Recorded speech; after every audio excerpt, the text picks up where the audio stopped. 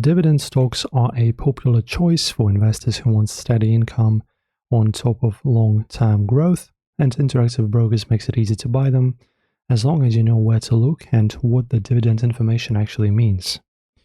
So at the top search bar, you just need to type in the name or ticker of the dividend stock you want. Of course, don't forget to open the IBKR client portal first.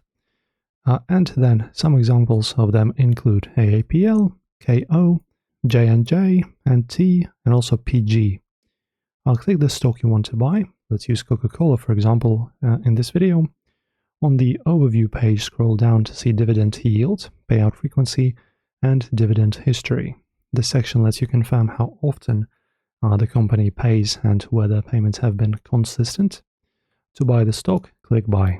After that, enter the shares you want, the amount, choose market if you want the order to fill immediately, or limit if you want a specific price. Submit, then press Submit, and after the order fills, KO will appear inside your portfolio. From now on, any dividends paid by the company will automatically show up as cash credited to your IBKR account on the payout date. If you're not sure what dividend stocks to choose, you can explore the market scanner.